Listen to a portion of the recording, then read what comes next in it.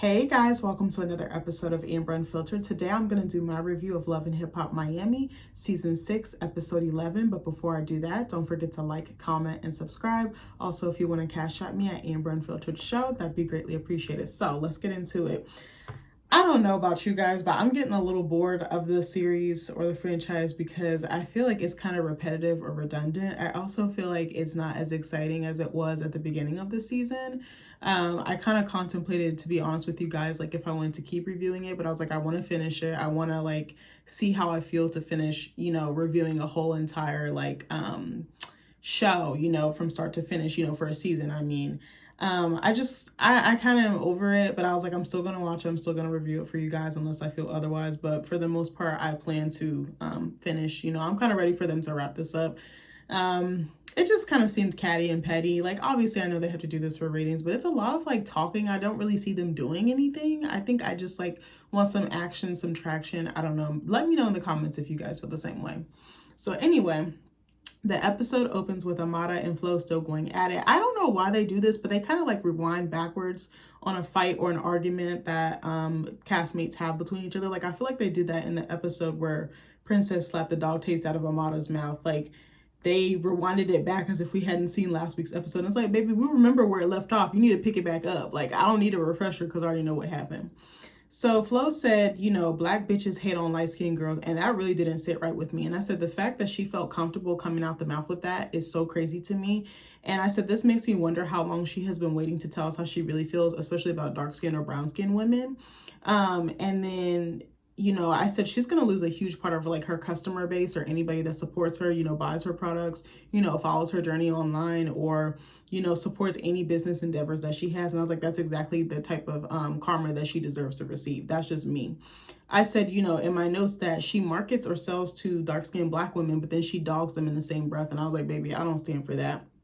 So I said, make it make sense, sis, because it doesn't make sense. We're good enough to take, for you to take our money, but then you talk about the very thing that you want us, you are selling to or catering to, if that makes sense. I don't know if I said that correctly. Hopefully I did.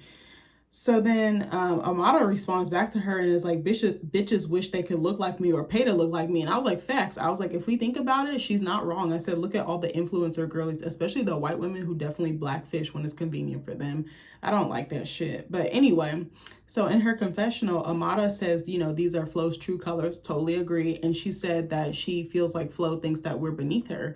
And I definitely agree with that. Just her cockiness, her attitude, she couldn't even humble herself to take the moment that was a teachable moment for Flo, and she totally missed the mark. And she needs, first of all, she needs to be educated on colorism and how it's very harmful and how she's spewing something that has been around for ages, for hundreds and hundreds of years, thousands of years. And she needs to be very careful and mindful.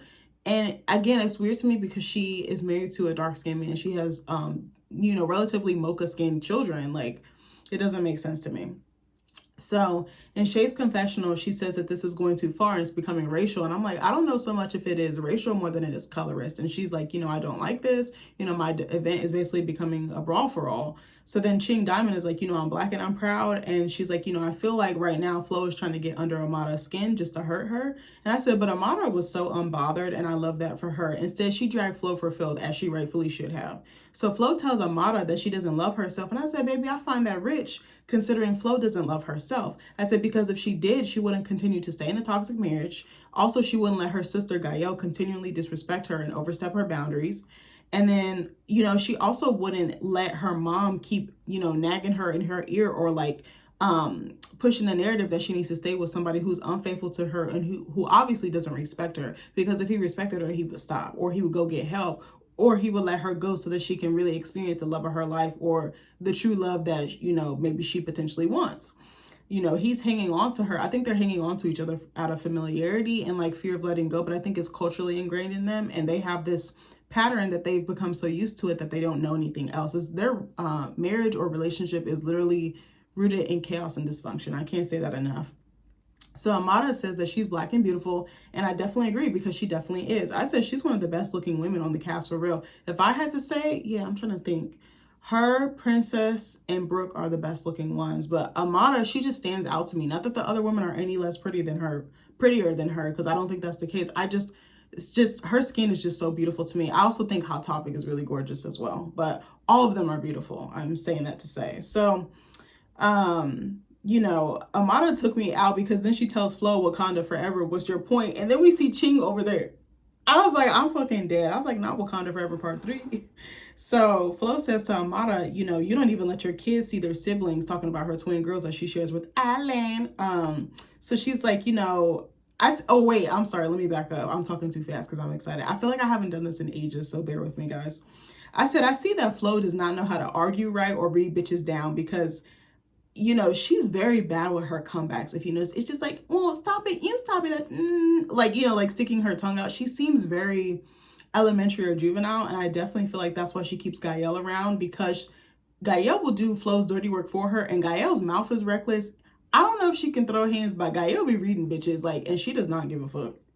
So Amada says, let's not talk about people's children because, they're basically off limits. She's like, I haven't talked about your kids, so don't talk about mine. She's like, there's a line. So then Amada tells Flo that she's the trash can, which I remember from last week.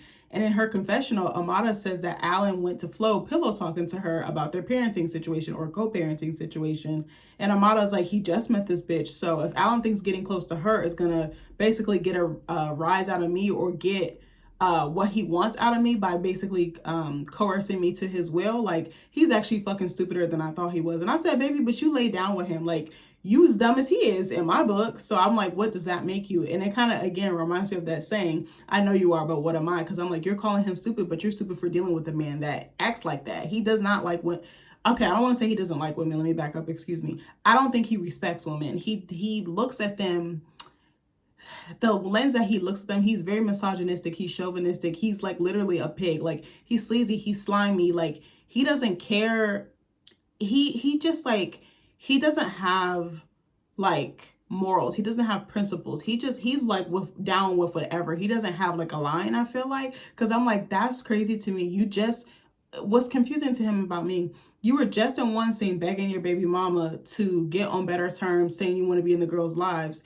And can we work towards getting the girls with their other sisters, being decent, in conversation. But then 2 seconds later, you're over in this love triangle or this dick triangle with a pair of sisters. And you're going to the same woman that your baby, your child's mother hates or is at war with or is having beef with. That doesn't make sense. So again, he doesn't care. It's probably for a moment. It's probably for TV. But I truly feel like that's how he gets down. That's just the vibe I get. I could be wrong. Again, I don't know this man, but he just seems sleazy. He doesn't give a fuck. He only cares about what he wants. And I'm like, he seems very selfish. And I'm curious how he is as a parent, because it seems like he only puts his needs first. That's the vibe I get from him. So Amada tells Flo, I love the fact that you try to use my baby daddy as a weapon against me. And Flo tells Amada to stop crying over him. But the way she says it, stop crying over him. Her voice, she sounds like a fucking mosquito just whining in your ear like a gnat. Just she just annoys me with that. Marlene, I hate that the little fake ass accent that she does. So Amada's like, I don't have to cry over him because he still wants to. And then it cuts off. So I was like, was she about to say he still want to smash? Because I was like, baby, I'm curious, because it kind of was muffled. Again, sometimes the audio, when they're recording or filming, it's very muffled. And then if someone else is talking over them, I don't be catching stuff. I don't know if it's just me, but I noticed that last week as well, especially with Bobby and Van's scenes. So I said, okay, so that makes me wonder, was she going to say that Alan still wants to smash? And I said, Alan is so fucking nasty to me that I wouldn't be surprised if he was sleeping with Amada, Flo, and Gaia all at the same time. I'm like, he looked like he got hoes in rotation. That's just the vibe I get. Again, I could be wrong. So Flo says, and I'm sure another bitch will slap you for sleeping with her husband. I said, I know you fucking lying. So Amada says, and it's not going to be you. And I said, she's right. I said, I get the feeling that Flo doesn't know how to fight. And if she would try, she would get fucking mollywopped in the process. So Shay tries to get them to pipe down because Ching is about to perform. I'm such a hater. I'm so sorry. I've heard other people say that they like Ching, in her rapping and her artistry. It's not for me, baby. So I said, I absolutely hated Ching's performance. I said, first of all, she needs better breath control.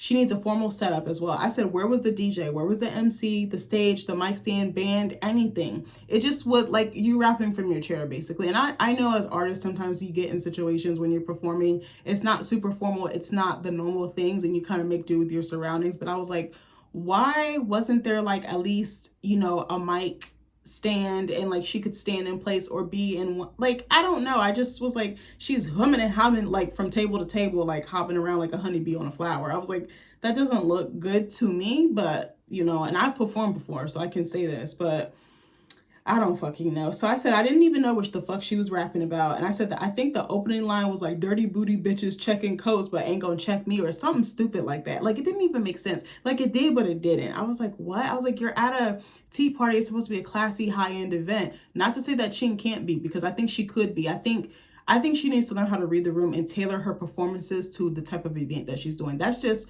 my thought, especially from coming from someone who has performed. And I used to perform a lot. Like I performed for 5 years straight. Like I've taken a break, obviously, but you, like, certain spaces you shouldn't be cussing, certain spaces you shouldn't be dragging someone that is paying you. Like that, it's just the professionalism for me that drives me crazy with her. She's like a diamond in the rough. If she could get some refining, like I think she'd be totally fine. That's just my honest opinion. I'm not trying to shit on her. That's just what I think.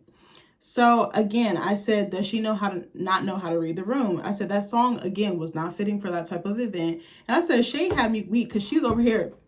I was like, girl, what are you doing? I was like, I'm fucking weak. I said, wait a second. I said, I'm asking for a friend. Can Shay twerk, or can she like get down with the get down? Because I was like, it seemed like she didn't know how to dance. So she was just like, yeah, I'm about to shake some titties instead of shaking some ass. And I was like, that's fine if you can't, sis, but still, I just was curious. So when she finishes performing, Ching tells everyone to pick their cups up so that they can do a toast. And she's like, let this be the last time a bitch sells detox tea, and she got tea on big bitches. I think that's what she said. I'm not exactly sure. And Ching says, you may be selling tea, but I'm clocking it. And I was like, is she serious right now? I said, okay, if you got a little hood in you, that's totally fine. I definitely have it in me a little bit. I didn't grow up in no hood, but I have like that little edge to me if I'm around the right person or in a certain situation or setting. But I was like, why does she bring that energy there? I was like, again, I needed her to switch into a more professional mode. So then, what was I gonna say? Hold on, I lost my spot, y'all. So she asked Shay, how the fuck you gonna call Zoe a big bitch? I don't play that shit. And she does this in front of the entire crowd. I was like, it would have been different if she pulled her to the side. If they even stepped outside or waited till the end, when all the guests left, I was like, even that would have been fine. But you're doing this in front of other people. You don't know, there could have been music executives there. There could have been talent agents. You don't know who's who in that room. And that would have been the great opportunity for you to get future business. But you just acting ratchet. And I know it's TV, and I know probably the people in those rooms, like the guests and stuff that they have for these like so-called events, they're probably not, I think sometimes they do have like PR, type of people, they're agents, executives and stuff like that in there. But for the most part, I feel like it probably isn't. But I'm just saying, from like a professional standpoint, I'm like, you don't know who's who in that room, and somebody could be your next meal ticket or your next milestone or stepping stone, and you probably blocked your blessing. That's all I wanted to say. So in her confessional, Shay asked, what the hell is going on right now? Because she's like, I don't understand why this stranger is coming at me about Zoe. And she says, bitch, why don't you get the full story first? And I said, baby, I couldn't agree more. But I also said that Ching seems to fit right in because she's with the shits just like the rest of the girls. So Shay wraps up the event, and she dismissed all of her guests. So Ching tries to call Shay on her bullshit, but she walks out, which I'm surprised because usually Shay is with the shit too. Like, she love arguing, she love clapping back on bitches. So Amada joins Shay in her car, and I said, baby, what killed me is she's still driving that fucking rented ass Tesla, or that hand-me-down Tesla, I should say. I was just like, I can't. I was like, Shay, you probably have enough money, you can go buy one yourself. I'd rather just go buy my own instead of rolling around in a car that a man stole from another woman to gift me, but that's just me. What's the saying, like, when you re-gift something from someone else?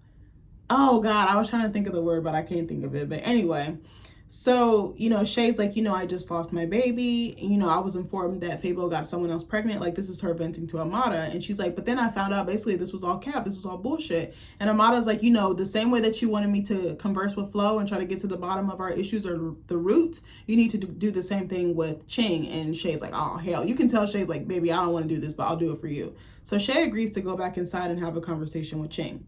So I was trying to say Shay and Ching. I don't know. I was going to say Ching. Like, I guess her name, never mind. Be quiet. I'm going to be quiet. So Shay tells Ching about Zoe pulling the pregnancy test out of her purse and how she met up with Zoe and her sister. Remember Zoe was doing the photo shoot and Fabo and Shay pulled up on them.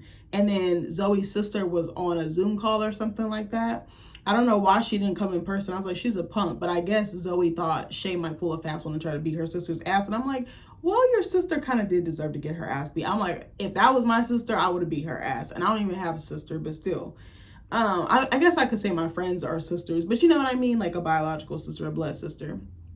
So yes, she's telling her about how, you know, the meeting went and how her sister basically then confessed on the spot that, you know, I never met Fable in person, so there's no way I can get pregnant. But then she's saying, you know, as me and my man were walking out of the venue, Zoe was trading shots and she was trying to square up. So Shay says, you know, I'll hold myself accountable for the nasty comments that I made, but it was in the heat of the moment. Like, I didn't mean any ill will or harm. And I was like, I don't think she did either. I think Zoe made a bigger deal out of it than she really needed to. So she says, you know, Zoe was wrong and she owes me an apology. So Ching tells her, you know, calling a big girl big is very hurtful, especially to the BPW community. And Ching apologizes and she's like, you know, I didn't know the whole story. I just knew from what she explained and I wanted to take up for my friend. I wanted to defend her. And I'm like, y'all just became friends like a couple of minutes ago or a couple of days ago. Like, I wouldn't be riding that hard for somebody like that I just met, but maybe that's just me. But obviously, again, friend of the show, like type of mentality, and also trying to turn up and have a moment so that you're able to come back for future seasons. I totally understand. Like, in some sense, I do respect them or understand, like, they're just trying to get their money. They're just trying to feed their families. And if they got to kind of turn up a little bit just to get on, you know, more airtime and get future seasons, then I totally understand it. As long as you're not doing too much and not hurting anybody in the process. So Ching apologizes to Shay and she's like, you know, I didn't know the whole story. And Shay's like, you know, my comment wasn't directed at all big women, just your friend Zoe. And Shay's like, you know, Zoe likes to throw stones and hide her hand. And I said, I believe she does. I definitely agree with Shay on that. And I feel like this sounds so mean and I'm not trying to judge her too hard, but just the way she comes across, she's always like complaining or whining about something. And I hate saying this. I feel like she kind of comes off as like a crybaby, just a tad. I don't think there's anything wrong with crying. I don't think there's anything wrong with venting, but she always just seems sad or down or like, I have this going on, I have that going on. Just very like, I'm like, I want to see her smile again. I want to see her light come back. I want to see that fire come back. I want to see that Zoe that was trying to get it out the mud, sleeping in her fucking salon suite. Like, I want to see that Zoe again. And I know it must be hard, like, being on that climb or that, like, ascension or, like, ascending path, like, trying to get to the top. Like, I know that it probably comes with a lot. There's probably so much we don't see behind the scenes. So Shay tells Ching, you know, don't come to my event attacking me without having the story straight. And Shay says, you know, I want to meet up with Zoe, you know, to clear the air and that I'll apologize for what I said, but she's definitely going to give me an apology as well. So Shay is like, can you talk to Zoe to set something up? And Ching is like, you know, I will. And I'm linking up with her after we finish our conversation. So I said, uh-oh, I thought that conversation with Zoe and Ching was going to go left, but surprisingly it didn't, which we'll get into later. So she's like, you know, I wouldn't have come in hot if not for Zoe. And, you know, Ching's like, you know, I want some of your detox tea. I want to support you. And Shay goes to grab some for her. And I said, I love what Shay said in her confessional. At the end of this scene, she's like, you know, skinny is beautiful, big is beautiful. And I said, because she's right, both are. It doesn't matter, like either or can be beautiful. And it doesn't have to be a certain size or shape to be perceived that way. So Flo, I feel like could definitely take pointers from Shay, just how classy, you know, the classy response that she gave and the mature response that she gave. And she also corrected her behavior or corrected her wrong. That's something I don't feel Flo does. Flo is kind of like throwing her rocks and hiding hands too. Do you ever notice when Flo goes to like Gael or somebody to whine to complain?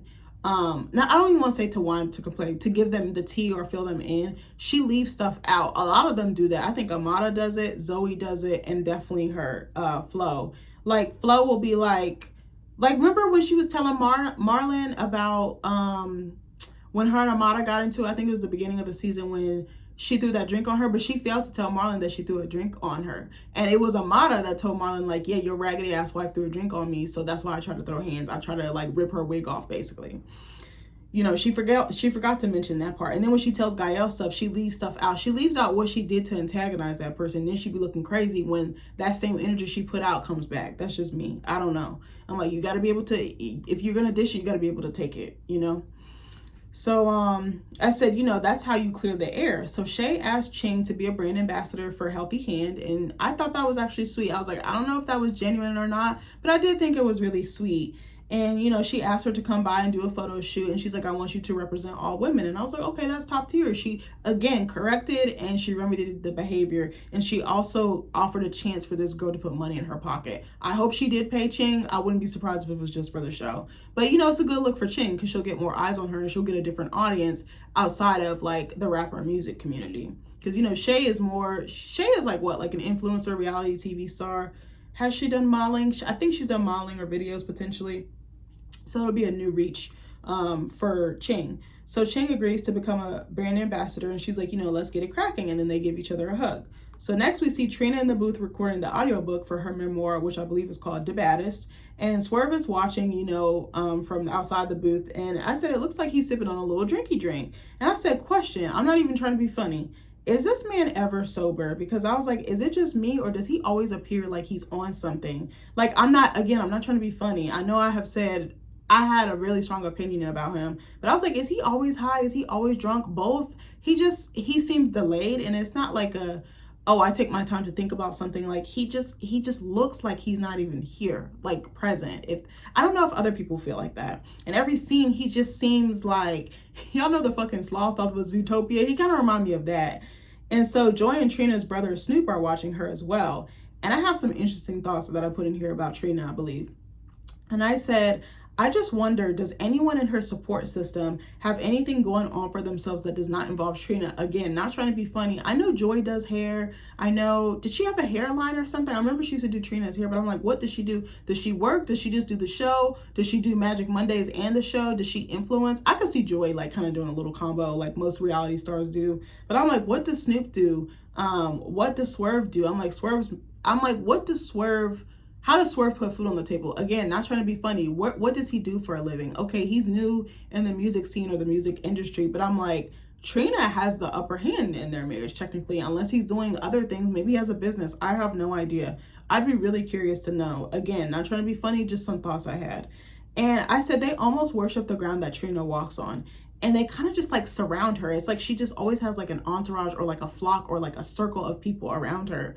And I'm like, it almost feels like she's got them conditioned to do that or like trained to do that. And it could be both. It could be both of them participating, like Trina demanding it or requiring it. And then they just feel like they want to do that. And I think it's because of her proximity to like fame, wealth, and power. Like she's very powerful compared to other people probably in their support system. I'm sure they are friends with other celebrities and people in the public eye, but it just feels like they just almost fuel like the ecosystem or the image or the brand or the likeness of Trina. Like I think they contribute to her having a big head or a swollen ego. Like they just always big up in her. She's never corrected. She's never reprimanded. Everything it's just so great. It's just so lovely. Like it's like they're scared to tell her about herself, probably because she does pop off on them. And I feel one of two ways. Like, I don't know. I don't like calling Black women angry. I don't like calling them the mean Black woman or the angry Black woman or the bad Black woman, quote unquote. I think she does have some anger and some pain and some trauma there. And I know she's had a lot of loss, so I'm going to try to take it easy on her with that. But I noticed that she can lash out, and I can't say shit because I do it myself, but I just feel like she's almost like, because she has reacted so strongly and so viscerally, they're just scared. Like they walk on eggshells. And I'm like, your friends should be able to tell you about yourself without you taking offense. Sometimes stuff can come out wrong. Sometimes the delivery, sometimes like the way you say it or what you say, but you're coming from a good place. That's why your friends tell you these things. They have to check you. I expect my friends to they do it all the time. Like when me and my husband be getting into it, I'll tell them, like confide in them privately. And they be like, you was dead ass wrong. Like, you need to go apologize. Even my mom, my mom be like, you didn't need to do that. Like in the beginning, like now I don't really be telling her too much, but in the beginning when we would have fights or disagreements or arguments, my mom would be like, what happened? Because she'd be like, every now and then she'd be like, what's going on with you and Nick? And then I would tell her and she'd be like, why did you react like that? She'd be like, you need to like go apologize. You need to say you're sorry or like, go call him right now. Like they would check me like, girl, you're dead ass wrong. Like don't do that man like that because he's actually good for you. And like, he's the love of your life and he like worships the ground you walk on. And I was like, oh yeah, you're right. Like I need to go fix that. Like I remember TMI, like in the very beginning, I was very apprehensive of Nick because of my past. And it wasn't right to punish him for that. But I remember we had gotten into it, and I forgot why. It was so dumb. And I broke up with him because I think my mentality was like, I gotta break up with him before he breaks up with me, because I thought he was gonna leave me. And again, that's my own insecurity and that's my own issues. That had nothing to do with him, because he wasn't doing anything wrong. But like, I remember I had called one of my closest girlfriends. Her name is Adria. She's fire. Like, we've been friends since like 2016. She's actually one of the people who introduced me to my husband. Like, I say she's basically the one who kind of set us up. But like, I remember I had called her and I had told her I broke up with him, and she was like, "What did you do that for?" Like, she was like, call and go get your man back."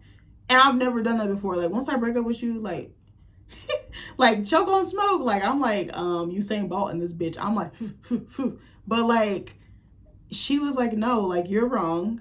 You need to apologize and you need to work on this, because like, keep giving him a chance. Like, he's out of your comfort zone, but just trust me, like, that is your person." Like, she really like spoke life into me, but also was like, "Bitch, get it together." Like, you know, like Edna Moore, like, "Pull yourself together." Like, when she's smacking Elastigirl with the fucking newspaper, like, that's how she was. And like, my friends be like, "Bitch, you're dead ass wrong." Like, and then we be kikiing and laughing and moving on. And it's like, "I love you, sis, but like, get your ass together." Like, and Adria can come to me for anything. And like, if she's venting about her kids, her husband, work, whatever, I'd be like, "Oh, I see it this way."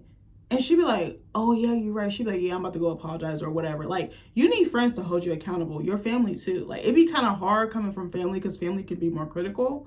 But your friends, like, it should be a two-way street. And I don't think that's the case with Trina. That's what I wanted to say. So, what was I gonna say? So I said, again, this seems to be a requirement in order to be in her inner circle, like kiss her ass basically. And I don't like that, because this creates a false sense of self, or a false sense of ego, or self-importance. And I think that's Trina's problem. I think underneath she probably can have some very good or redeeming qualities, but unfortunately I feel like we see that other side more, probably because of the situations that she's put in. I want to add another note too. I'm actually surprised that she's doing reality TV, because I feel like before, was she a private person? I really didn't hear much. Like, I would hear, wasn't she like with Lil Wayne? She was like engaged, maybe pregnant. I heard about her dating life, but I never heard about her. Like, she wasn't in no drama. You know, I think with like maybe one or two guys she was with. Was she with James Harden, and then like Khloe Kardashian came? Like, there was some issue with that. But I didn't really hear that she was wilding out or having these instances or episodes. So I'm like, the bag must be good. And that makes me wonder. I'm not trying to discredit her. I wonder if she's as booked and busy as she says she is. And I believe she is to an extent, but I was like, is the money not rolling in? Or is the check so good that you don't care about how you look? Because as long as she's been in the game, I think that the show has professionally damaged her reputation, or maybe just shined a light on who she really was, like her true colors. I don't know. Let me know in the comments if you guys think that. But I was just surprised. And then every time she comes back, I'm like, why? Because she's popping off. She's in these crazy situations. Like, again, I'm not a fan of Swerve, but she has so much drama being with him. And she always says, "I'm not for that. I'm not for that." But then you're constantly in situations that kind of contradict what you say and what you stand for as far as her brand. Because wasn't her brand like super squeaky clean, like her image? Like, she really wasn't in no mess. Or maybe she was and we just didn't know about it. I don't know. Let me know in the comments. I just kind of rambled there. That wasn't even in my notes. It's just something I thought about. So Trina says, you know, that she wrote the book to show who she was before she got into the music industry. And fucking Swerve, God bless him, he mentioned some fucking weak ass line about elevation. That's his favorite thing. Elevation, growing up, maturing, growth. I'm like, why do you talk like that? Like, I just be so blown. He's like, you know, it's still your story to tell. It's still your roots being told. You know, it's still Trina at the end of the day. But, you know, she's shown where she came from, like, he just be thinking he's so deep. And I'm just like, bro, you're not. I said, bro, he tries to sound so much deeper or smarter than he actually is. And Trina says, you know, that she's been working on the book for 2 years and they have a rollout to get ready for it when it drops. So I'm assuming she'll probably be doing like a book tour. Excuse me. And then she mentions that they're also going to be dropping their single, because if you remember, her and Swerve did a song together called On You.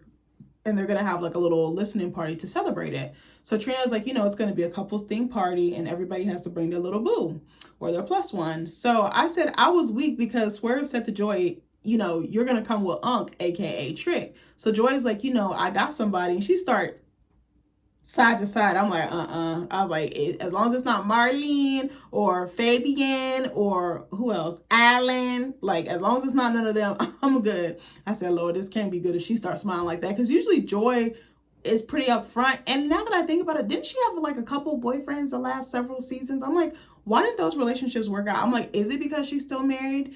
Is it something else? I'm like, because she seems to be in pretty like somewhat long-term-ish relationships, and then they just fall off, and I'm like, we never hear why. So I'm like, because I remember like a season or two ago, she was with somebody, and then Trick had the nerve to be mad, but it's like, you's out here slinging left and right, so why can't she do it?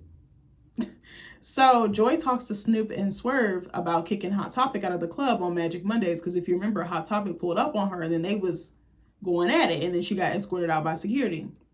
So Joy also brings up the fact that Bobby says Hot Topic leaked Trina and Swerve's secret marriage. And I said, I'm not sure how Joy is still on the show. I'm not trying to be funny. She just kind of doesn't really add anything to it. Again, I'm not trying to attack her or nothing like that. She's just kind of there. She's kind of like a plant or a wallflower. Like, she kind of just blends in, like, kind of like a piece of furniture or like decor. And I don't want to say that too, like, to be in a mean way, but it's just there. Like, you're used to it being there, but it's like, does it really serve purpose other than the one or two things? And I want to see more from her. What does she do on a daily basis? What does her work schedule look like? What, like, does she go out with friends? Does she party? Is she a homebody? Like, I'd love to know more about her. I said those previous things, and that wasn't to attack her. I just feel like she's just so on Trina's coattail or titty that I'm like, I want to see who she is outside of her. Does that make sense? Hopefully it does. I don't know why I'm asking y'all that, because I'm not talking to y'all like face to face. I don't know why I just said that. I say, does that make sense, a lot, to clarify. So, and I said, I'm not even sure how she's still as close to Trina as she is, especially when Trina hid such a huge secret from her.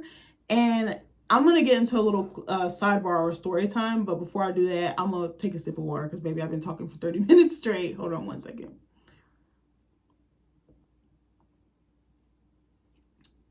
Oh, I feel like I'm finna burp.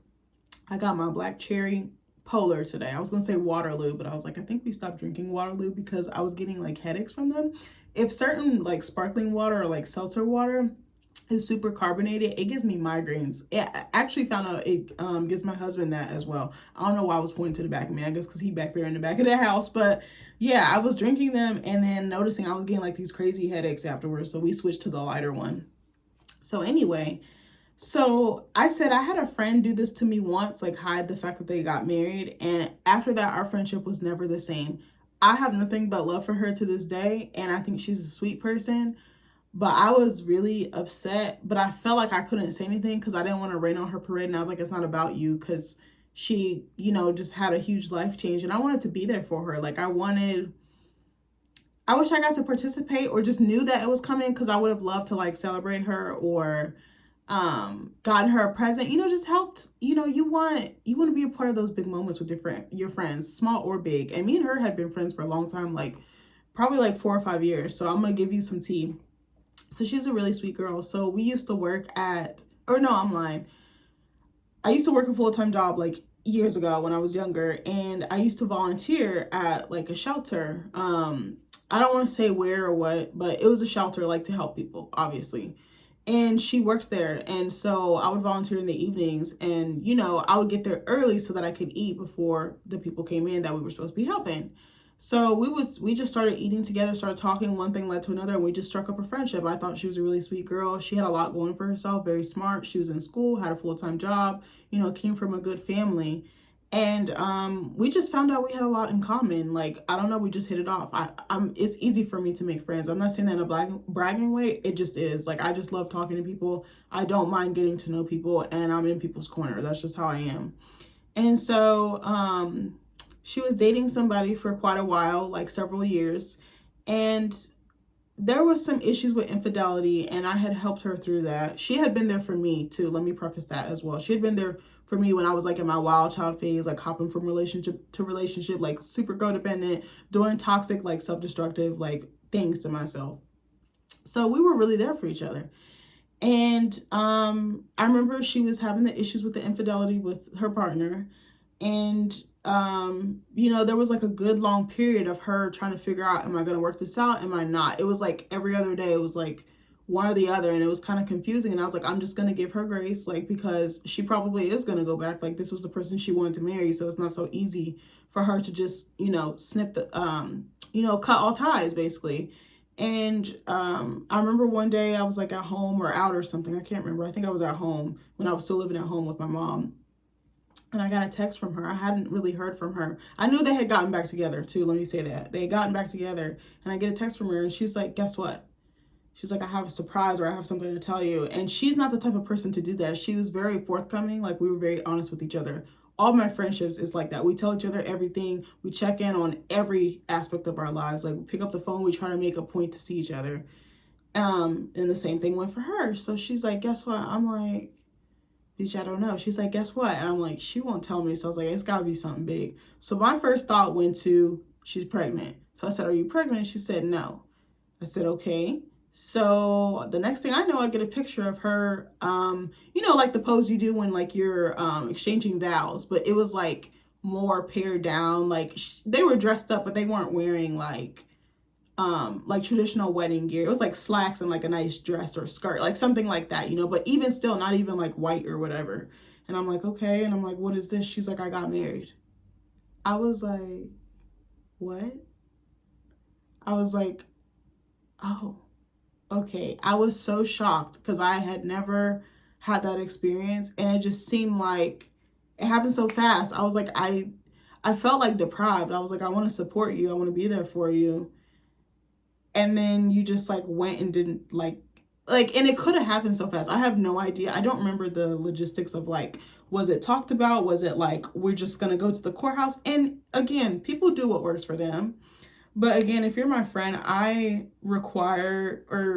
like to be a part of your life. I'd like to be there to celebrate everything with you and to be there for you no matter what season you are in your life. And I just felt so shocked because that's not in her behavior.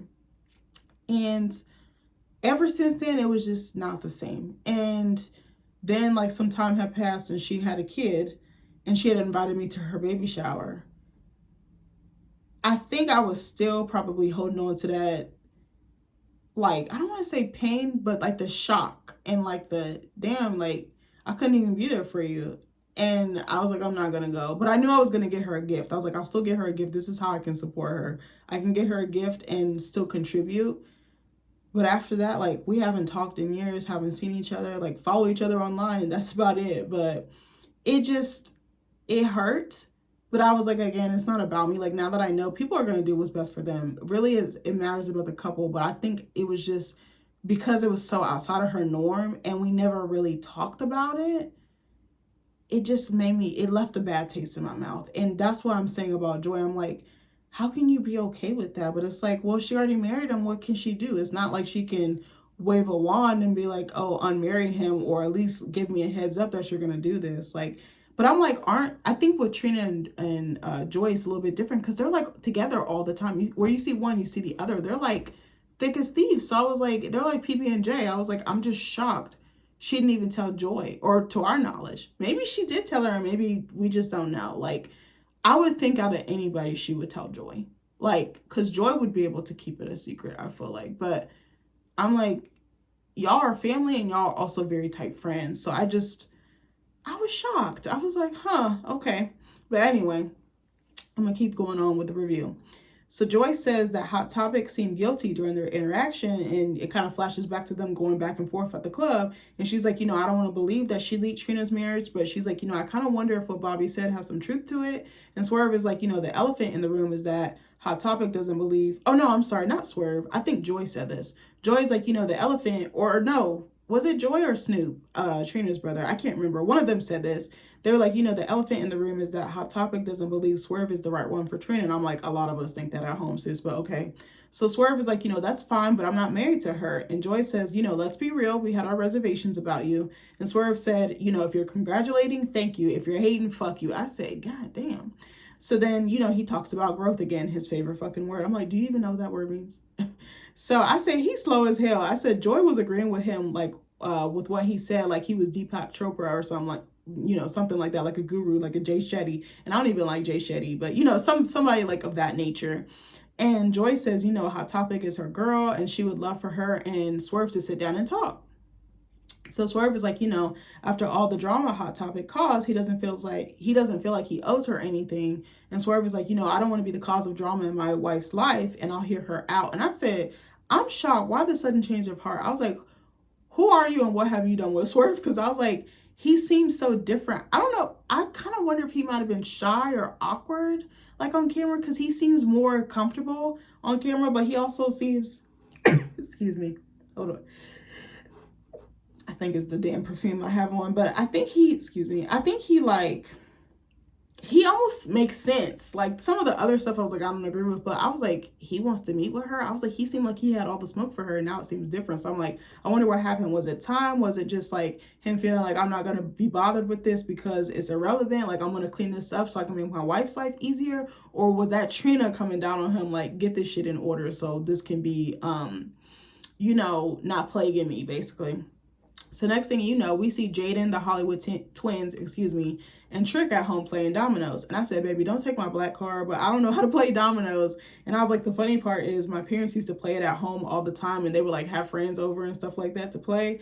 But I feel like my dad might have showed me, but I don't remember. And I've never like played it. Like I've had no reason to play it. I don't really play like games or anything like that. Let me know in the comments if y'all know how to play dominoes.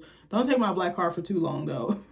So I said the twins look really cute with that short haircut. I think it like really framed their features like really nice. Like it showed their skin, their cheekbones. Like they're really beautiful girls, but I think the wigs that they wear kind of make their head, like it doesn't map to their head shape. But the short cut like really highlighted like their cheekbones or like jawline. I was like, they almost should be like models, I feel like, instead of rappers, but maybe that's just me. So I said, again, they should wear this style more, like the hairstyle. And Trick says he's tired of all these young people in his house basically doing nothing, being bums. So he's like, you know, the twins haven't been recording since their bad studio session with Derek. And Jaden is not as focused on his career as he should be. But wasn't he the one talking about he could be a millionaire? And it's like, you're not even doing the legwork. So you're not going to be millionaire status if you keep doing the stupid shit you're doing or not doing. So I said, this makes me wonder what cast members are up to when they aren't filming. I was thinking specifically of like Trick. Trick probably booked and busy because he got businesses, like he got the restaurants, he raps, he does stuff for the community. So I'm sure he's busy. He probably does tours and joins other artists and stuff like that on their, like when they're touring the world or whatever. But I'm like, what do the twins do when they're not on camera? What does Jaden do? Like, do they just sit around the house? Do they actually go out? Are they making strides in their careers? Like, what do they actually do? Not even just them, all of the cast members. I'm like, so when they're not filming, like, what is a day in their life like? Like, I'd be so curious about that. I don't know. So Trick is super professional. So I said, this must be very frustrating to see them be so complacent and lazy when he's worked his ass off to get everything that he has. And Trick asked them, you know, the twins, he's like, why didn't y'all finish what y'all started in the studio with Derek? And I said, I feel like the twin storyline is so fake, especially Daisha dealing with Jaden. So Trick tells them, you know, the next time I send y'all in the studio with a big time producer, please don't make me look like a fool. And he said, basically, come correct or don't come at all. So Trick gives some tough love to Asia in the kitchen. He's like, you know, you're supposed to be the smart one. Like, I depend on you. Get shit done. Pair up with her. Like, if one fucks up, it ruins everything for everybody. So then Daisha and Jaden are in his bed together. And I said, why do they look like a couple fucking horny ass teenagers? She's begging him to go public, all looking at him with the puppy dog eyes and cuddling up to him. And I'm like, it's clear he's only using you for one thing, sis. Like, stop it. And even if he does like her, I don't think he's going to like her for the long haul, you know, the long term. Like, it's probably like a challenge for him. Like, oh, I could just bag this shorty that's like right in my dad's house, like right down the hall. Like, I think that's so weird. Like, she looks like a grown ass woman and he looks like he's 12. Like, it's so weird. And also, sorry, I don't think he's that cute. I'm sorry. He kind of rough looking in the face. So, you know, she's begging him to go public at Trina's listening party and he doesn't really seem on board. And again, I'd love to know how old she is because she's giving like 30, but then like late 20s at the same time. She might look older because of like the clothing choices, makeup, hair, and stuff like that. Because it's kind of hard to tell. Like, they kind of give 30s, but I'm like, I'm not exactly sure. I said, why are you begging, you know, a man to claim you in public at your big age? Like, if he's going to, he's going to. If he's not going to, and there's nothing you could do about it. Like, if he wanted to, he would do it. So Jaden is like, you know, what Daisha is looking for, or Deja, it might be Deja, excuse me, is looking for. He's like, you know, that's just not me. And I said, there's no way in hell she's been in this man's bed, physically and figuratively. Or I don't want to say physically and figuratively, just like being in his bed. I'm not even talking about sexually. Just her laying in the bed, like so cozy like that. And I'm like, Trick doesn't know. I'm like, is he just like not there? I was like, nah, I'm not buying that. And they live in the same house, and you're telling me you haven't heard or seen anything. I was like, I don't believe that. So that's why, again, I think their storyline is fake. So Daisha tells Jaden to figure out what he's looking for and come back to her and let her know. And I said, that tells me that she ain't going nowhere. And I said, I wish she knew her worth and didn't put up with his wishy-washy behavior, because why? So next we see Zoe in the boxing ring working out with the trainer, and Ching pulls up to her to confront her about what happened at Shay's tea party. So Zoe's like, you know, me and Calvin decided to separate, and it's been a little bit of an adjustment. It's a little bit weird. So Ching is like, you know, I'm going to wait for my man to get out of prison. And I was like, she's dumb as hell for that, because I'm not doing that. So Ching tells Zoe about Amada and Flo arguing and how Ching was performing and Shay was dancing to the song, not knowing the lyrics were about her. And I said, Ching ain't shit for real for that one. So Ching asked Zoe if she lied about the context of Shay's clapbacks, like her weight remarks that she made about Zoe. And Zoe's like, you know, she's telling Ching, she's like, she tells her what her sister did and that she didn't know about her line about the pregnancy with Fabo until after the fact. And Ching is like, you know, Ching says, you know, that Zoe and Shay owe each other an apology. And Zoe's like, I'm not giving that bitch shit. So Ching is like, you know, come support me, come pull up on me at the Healthy Hand photo shoot. And Zoe's like, you hoes is jokes. I said, I know you lying. So Zoe still stands by what she said, but Ching keeps pressing her. And Ching don't seem like the type to take no for an answer. I said, I love that about her. She's like, you know, you're my only friend I have in Miami. I'm getting to know Shay. She's about to become another friend. Like, I want you guys to hash it out. I don't want there to be any smoke or any beef. So next we see So Unique and, next we see So Unique shooting a music video. And I said, I had no fucking idea that she did music. Again, I like her, but she does seem like she wants to be famous or go viral or wants clout, like Trick said. And we see Joy, on the sidelines, kind of there to support her. You know what? That's something else I noticed too. Joy is that friend that will cheer for you and show up for everything. But I'm like, who's showing up for Joy? Who's cheering for Joy? I'm very curious about that. So then Joy mentions that she feels bad for So Unique because of her nasty back and forth with Trick online. So Joy's like, you know, I'm impressed with you. I'm proud of you. She's like, you know, I was expecting ripped jeans and Eat a Booty Gang t-shirts and I was dead. And she's like, you know, surprisingly, you're like super duper polished. And I was like, I actually agree. Like, the dancing was good. The song was good. I actually liked her song better than I liked Ching's song, but that's just me. So then So Unique tells Joy about how Trick went off on her at the beach. Remember, they were talking about her not running Miami and he was going off on her, calling her everything but a child of God. So I said, I'm dying because So Unique was like, you know, I was just looking for guidance. I'm like, from Trick? That's not a good person. Like, I do think, let me back up. I do think he can give good advice, but he don't be taking it. And that's all of us for real, for real. And Joy's like, you know, Trick can't even guide himself. And I put in all caps because he literally can't. Like, he cannot. And I said, I'm dying because then So Unique starts putting the moves on Joy. And then in Joy's confessional, one of the producers is like, have you ever considered dating women? And Joy's like, a little smidgen. So Joy's like, you know, I'm open to finding new love again, whether that's with a man or a woman. I said, baby, I love that for her. So Joy also invites So Unique to Trina and Swerve's listening party and says, you know, we can get some drinks and you can feel my booty. I was like, I know you fucking lying. I was like, that's me though. Where's the Casamigos? It's like, no, I don't even be drinking tequila because I will die if I do. So I said I was fucking weak. So then So Unique asks if Joy wants to make out with her, and Joy tells her, get your ass out this hot ass car. I said, I know you lying. She sound like her mama. So then Snoop and Hot Topic link up, and then a few minutes later, Swerve joins them, and I was like, oh shit. Like, I actually was proud of how Swerve handled it. I still don't trust him. I still think that there's something there, like underlying or sneaky, but I digress. So Swerve asked Hot Topic, you know, how are you feeling? And she's like, I'm feeling some type of way. So Swerve is like, you know, I'm gonna let you hold the floor, and then we'll go from there. So Hot Topic is like, ever since you came around, Trina has been distant, and as a friend, I want to find out what your true intentions with my homegirl are. She's like, you know, I felt like it turned around on me and it blew up in my face because I had genuine intentions. So he's like, I'm scratching my head a little bit because why is a friend hating on a marriage when the marriage isn't hating on a friend? And I was like, well, he kind of got a point there. I said, not he making sense. So Hot Topic says, what are your true intentions with Trina? And Swerve is like, I don't owe you that. I don't owe you that explanation. And I said, to be fair, he actually doesn't.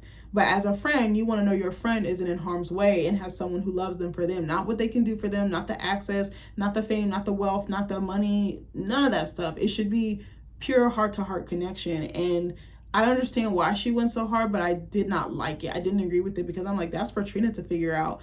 If he cleans her out, that's her problem. She's the one that chose to marry him, like point blank period. So Swerve is like, I owe my all to my wife, not her friends, not her kinfolk, not her coworkers, and definitely not her fans. And I said, I kind of low-key agree with him. Now me, I'm only dealing with men, or I'm not dealing with anybody except for my husband, but you know what I mean? Like when my husband came around, my friends didn't really have to ask because he made them known. And every now and then, like before we got engaged, they were like, so when you pop in a question, like, because they knew that we were headed in that direction. But a good friend is going to check. They might do their homework, but they're not going to purposely sabotage or go out of their way like that. Unless there's some jealousy, control, or some type of thing like that. So Hot Topic was kind of going a little too hard. I think it was for a storyline, honestly. And I was like, why is she always pulling up by herself? I was like, she ain't got no homegirl. She ain't got no man. I think somebody did say she has a man, and I looked on IG, and she does. He's okay looking. I was like, I kind of expected her to be with someone a little bit cuter, but that's just me. So Hot Topic says, don't take me being a concerned friend as being messy or disrespectful. And it's like, you can be a concerned friend, but the way you go about it is everything. Intention and delivery is everything, or character or action is everything. So I said, can I just say again how pretty she is? I love her skin. I love her hair, all of her features. She's just a gorgeous girl. Like, she's literally like a real life chocolate Barbie. Like, I can't stress that enough. She can dress. I just absolutely like adore her makeup, her hair, her outfits. 10 out of 10, 20 out of 10, shit. So Hot Topic is like, I just want the best for Trina and I don't have a hidden agenda. And Swerve is like, sis, nothing is wrong with your friendship or your brand or your loyalty to your friend. But I kind of felt attacked or played when you reached out to who you reached out to, aka his baby mama Gladys, I believe it was. Also, we ain't seen Gladys since. I was like, y'all got me hyped for the storyline, and then it kind of fell through. But I think Hot Topic backed off once she knew that she was cut out from the circle. So Swerve's like, he says, we don't move like that. And I said, I definitely feel like she overstepped her boundary. And she couldn't do nothing but sit there and take it and eat it because everything he said was facts. The only person he owes an explanation to is his wife. So Hot Topic is like, the attack wasn't for you. And Swerve was like, yeah, but you spoke on my name. You spoke on me. And that has something to do with my wife. So Hot Topic is like, I only did this based on what was brought to me. And then she brings up the email that Bobby originally came to her with. And she's like, Bobby told Trina that I'm the reason for all these issues, all this drama. And Swerve is like, I'll let you and Trina work out your issues as women, as sisters. He's like, I'm not mad at you. I don't not like you, but you kind of brought some heat to my marriage that didn't really need to be there. He's like, if I'm minding my business and respecting you, then why can't I get the same from you? And I was like, I can't really argue with him there. Like, what he said was facts. So I said he was very, surprisingly calm and level-headed. And I was like, new Swerve, who this? And I said, I still don't trust him as far as I can throw him, though. Like, something is not right. So next we see Ching doing a photo shoot for the Healthy Hand with Shay. And then Zoe stops by to talk it out with Shay. So Ching looks pretty here. I think I wonder if she does her own makeup and stuff. She was really good with, hair and makeup. I love her creativity with that. She's always serving. Like, her face card just, again, never declines. So Zoe comes in and says, hello, motherfucker. I said, I know you fucking lying. And I said, I already know what type of time she's about to be on. So Ching is like, I know each of you guys have said stuff about each other. I fuck with both of y'all. Just wrap this up. Just hash it out. So Ching, again, does not take no for an answer. She has this way, of talking, of, commanding the room. Like, no, what we're not about to do is be on some fuck shit. Like, get it out, clear the air, and that's it. So Shay tells Zoe, I wish you had fact-checked your sister, to see if she was actually pregnant by my man. And she's like, you pulling that pregnancy test out of your purse just threw me all the way off. Like, I was already dealing with a lot, and then you just add, this was the final camel that broke the final straw that broke the camel's back, excuse me. So Shay says that Zoe should have stuck out for her and checked her sister when they all met. But I'm like, Zoe and Shay didn't have that type of friendship for her to do that. And like Zoe said, I'm not checking my sister in front of you because then you're going to feel the need to chime in and jump in when I already got it handled. Like, it's sister to sister. Like, yes, she caused an issue in your relationship, but yo, raggedy ass baby daddy, fiance, whatever he going to be, he was the one reaching out to her, and that's how this whole situation started. But also, her sister was dead ass wrong for talking to somebody she knew was taken. So Zoe apologizes to Shay, and Shay returns the favor. I said Faber. I was trying to say Fabo and Faber. I don't know where I was going with that. So they hug it out, and then Zoe tells Shay that Estelita and her need to make up. I was like, I don't know if that's going to happen, or if it does, it will go left. I don't know. Do you think Estelita and Shay can be on the same in the same room without shit popping off? I don't know, because I think Shay kind of went below the belt. That is kind of very personal to throw in someone's face, and she shared that with you at a vulnerable time, and like she thought you were going to be good friends with her. So anyway, we see Amada practicing with some dancers, and I said I absolutely fucking hate the song. I'm sorry that this review is so long. I thought it was going to be shorter today, but I like to talk. So she says that she hasn't performed in 4 years, and I said, baby, I didn't think it had been that long. But I was like, come to think of it, I literally can't think of any songs that she's done or dropped outside of that raggedy ass song Muévete. Remember, she was like, Muévete, Muévete, Muévete. Like, I think it's like move it, move it, move it. And it was so bad. Like, and she just seemed like so desperate. Like, okay, not desperate, but like she just seemed like she was just doing the song just to do the song. Like, she had no feelings, she had no energy about it. And it was sad seeing her star decline, because she has such star power, like really strong star power, when she first came onto our screens, because I had never heard of her before the show. So I said that song was so fucking bad that it burned my ears. Like, my ears were fucking bleeding, bitch. So I think she said that she was performing at a Latin Heritage Festival in Miramar, and Alan comes to talk to Amada at the studio. They meet outside, and you know, she keeps telling her dancers like, keep working on it and I'll be back shortly. And he's like, you know, why you have on boots? And she's like, you know, I'm going to be in the festival, I'm a performer there. And he's like, you know, you're going to do great. And I'm like, why is he being so nice to her? I was like, he's literally laying it on thick. That's the thing I don't like about him. He's so slick, he's so smooth. Like, he's always talking his way out of stuff. Like, he's a fast talker, and I don't like that about him. Besides other things. So again, like I said, he's acting all innocent. He's so slick in the mouth. And I said, I can't trust a word that this man says. So Amada is like, you know, in order to be good parents, we need to respect each other. So then she brings up the fact that Alan told Flo that Amada doesn't allow their daughters to see their other sisters. And Alan is like, you know, I did have a conversation with Flo about it. And Amada is like, you know, don't be sharing our tea with some bitch who has bad intentions for me. And Alan is like, you know, I'm going to talk to Flo. I'm going to fix it. What pisses me off is when she shows any emotion, especially if she's like getting fired up, he start laughing and doing that shit. Him and Fabo both do that shit, and that pisses me off, because it's like, it's not funny. She said she's feeling some type of way about this. You need to not laugh in her face. You're diminishing how she feels, and that's going to affect the relationship with your daughters, because if you keep disrespecting their mother, what makes you think she's going to let you see them? Come on, friend.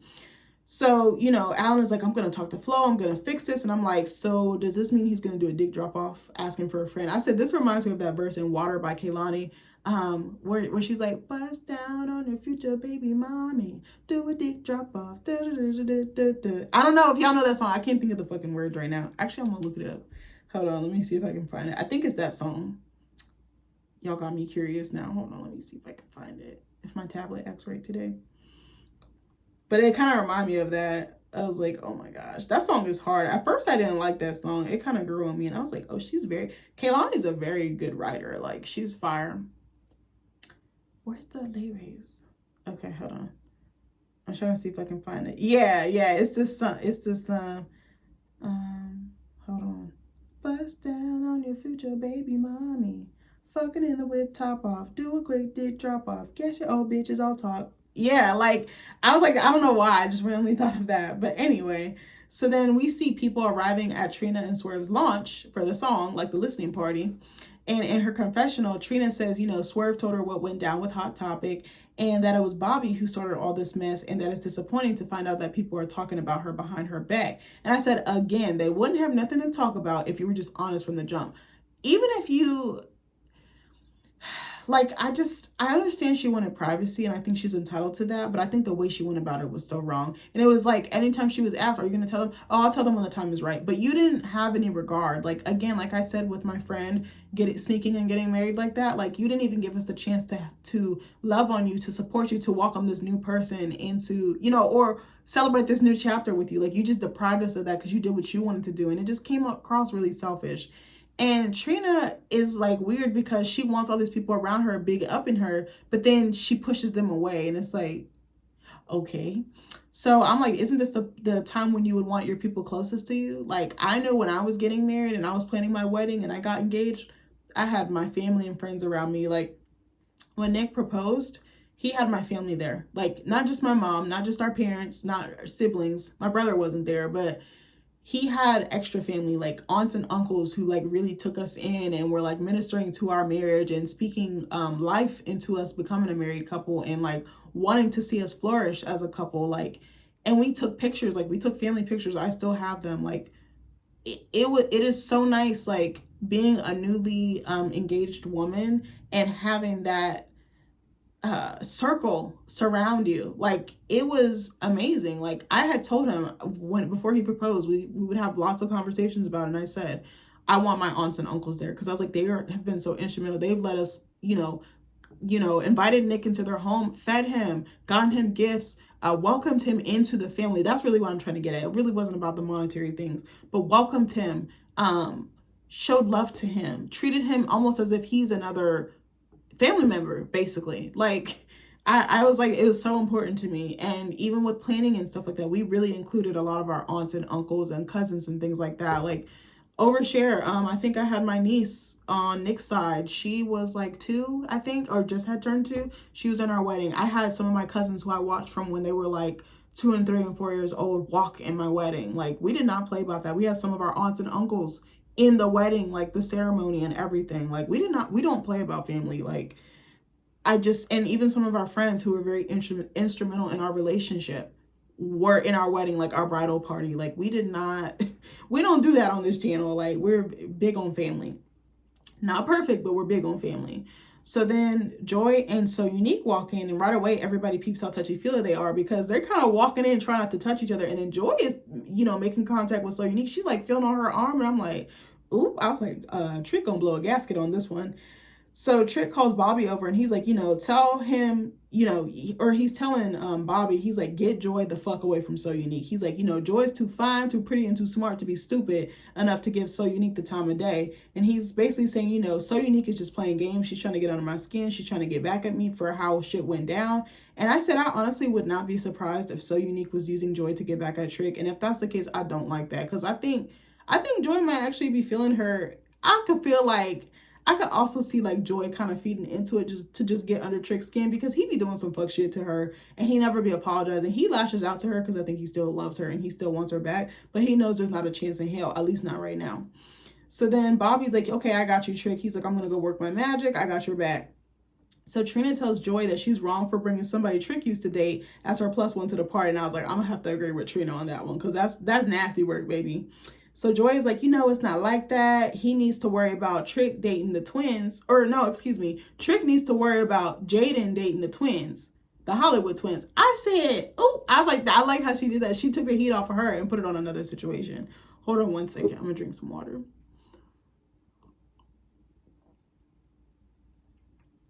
This is the black cherry flavor. It's got a little kick. So Trina calls Jaden over to clear his name, and it goes left real quick. It gets messy real quick. I said, not Trina being the messy auntie. I said, I love that for her. So Trick takes the Hollywood twins, and Jaden like pulls them to the side in another room. And Jaden is like, Trick goes off on them. And he's like, what the fuck is going on? So Jaden's like, we're kind of a little bit closer than we should be. Oh, let me back up too. And it was funny when Trina said that, they kind of like panned to the twins, and then I think Bobby or somebody was like, well, which one is it? I said, I know you fucking lying. It was so funny to me. I was like, not the messy aunties and uncles and cousins around. So Jaden is like, we're closer than we should be, and Daisha's like, we're dating, and what? Like, so what? I was like, her attitude, she gonna be the reason why the Hollywood twins don't go nowhere. I think her sister should just break off and do her own thing because her sister is so unserious. I think they both are, but I do think that Asia is actually probably smarter than she lets on or portrays herself to be. That's just my guess. So I said that was so rude the way that Daisha came at Trick, or it was like, yeah, so what? Like, I'm doing me. Like, okay, I don't care about how my actions affect other people. I was like, she's so immature, bro. I was like, you gonna get what you get. And I was like, wait till his girlfriend see this. She gonna want to put some paws on you. And I'm like, y'all talking about y'all want to be private, but then y'all going on national TV filming that y'all in a secret little love affair or whatever the fuck you want to call it. It's probably just sexual from Jaden's point of view, and she's wanting more than what he's willing to give. So I said, again, that's rude, especially after everything Trick has done for them. And Trick is like, I can either support it or help hide it, but don't have me running in these streets looking like a fool. And I was like, I completely agree. So Trick is like, I don't care that Jaden and one of the twins is messing around, but So Unique and Joy is like basically what really got under his skin. So I said, baby, in true Trick fashion, he fucking left. He doesn't know how to deal with anything. He doesn't know how to deal with things that make him uncomfortable. So instead of like targeting it head on or like addressing it head on, he just dips out. And I was like, I could see that being like a key theme like in his marriage with Joy or anybody else he's been with for that matter, marriage or not. So Bobby gives a speech, and it seems that he's changed his tune about Swerve. He's like, welcome my new cousin-in-law, and he's like, Swerve was made to be Trina's husband. I said, I kind of couldn't agree more, because like, I don't know how to explain it. Like Trina is so goo goo gaga over him, and she doesn't see the writing on the wall. I kind of think they both have these qualities that just make them like a little cringe. Like they kind of meet each other in the middle. I don't know how to explain it, but like Trina, like it doesn't take much from him to impress her. Like I think that they're so caught up in each other. They're so caught up in their world. Like they don't have any regard for anybody else. I think they have more in common than we probably know. Like they both come across very selfish and like they're only out for their interests, but then their interests kind of gel together. I don't know if that makes sense either. So I'm almost done with my review. I have like this last like 2 bullet points. The second to last one's kind of long. So Hot Topic pops up and I said, baby, all hell's about to break loose.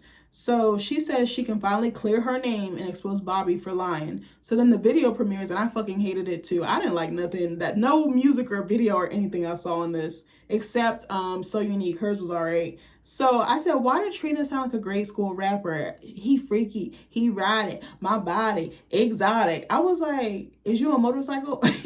Is you a lace front or a wig? You got inches? I was like, I'm not.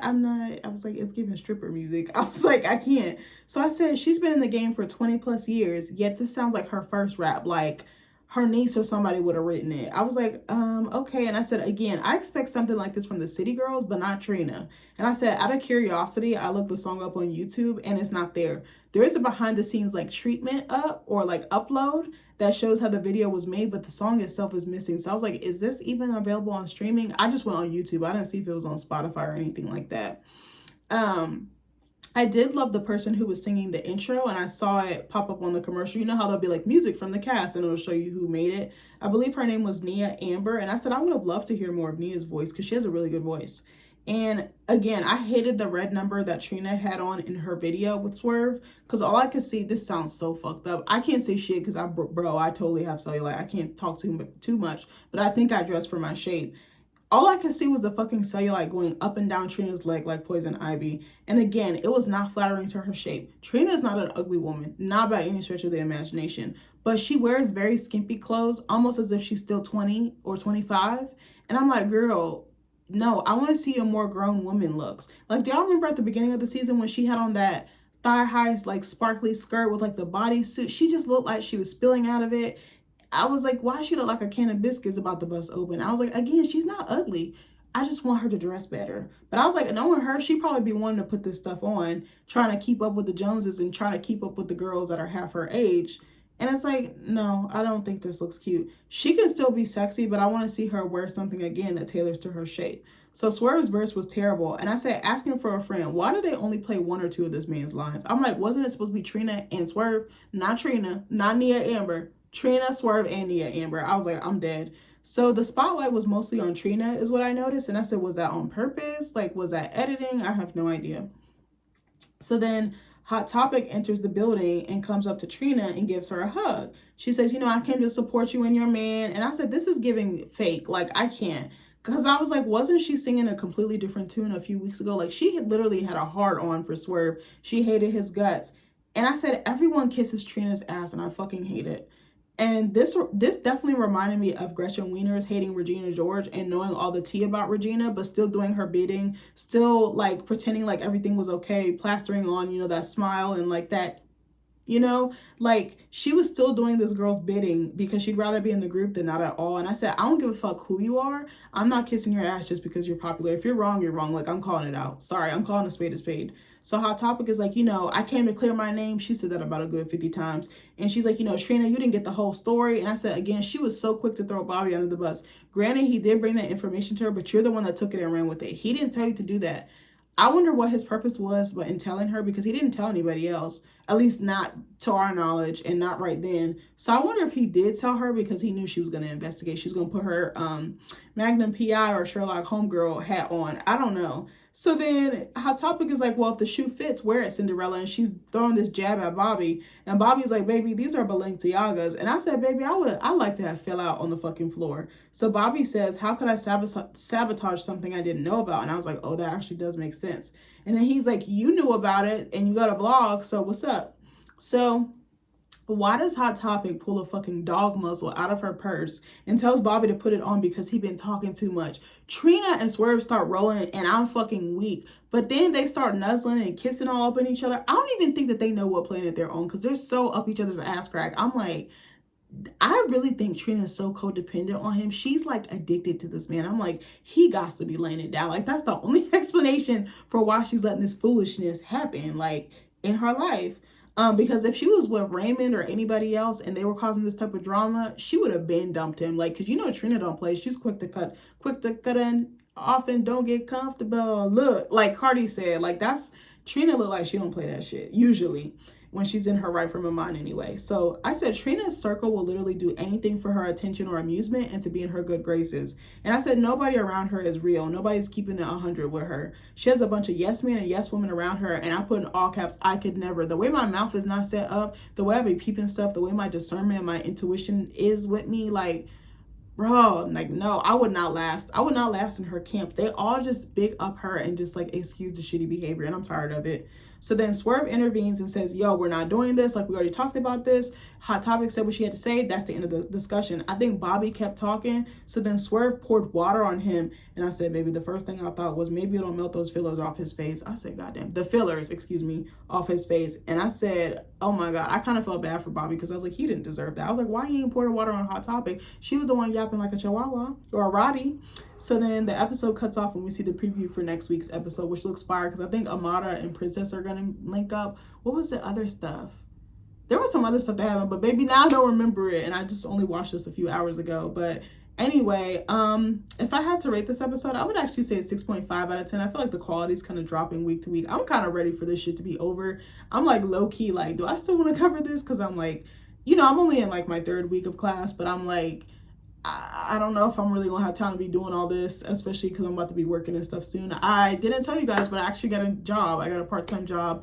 I don't really want to say where, but it's something cool. It's something Black centric, I would say, or Afro centric. So I'm super excited about that. But I don't have a start date yet. My manager is supposed to be calling me tomorrow. But yeah, so I was like, I don't know if I'm gonna have time to do this between school and working, but I'll figure something out. But yeah, this episode did not hold my attention. I was actually bored by it. I just wanted to come on here and do the review for you guys because I was like, I've been doing them since the season started and I don't want to let you guys down. That was really the only reason why. It's because of you guys. Like, I'm like, I don't really want to watch it anymore, but I'm like, I do want to see where the season ends. And if they do a reunion, have you guys felt like they're not really doing reunions for a lot of the Black reality shows, especially like on VH1 and stuff like that? And I'm like, what's up with that? I was like, I actually like reunions. But anyway, let me know if you guys like this review. I hope you guys have been having a good week. I hope that something good happens to you just because. I love you and I'll see you in the next video. Bye.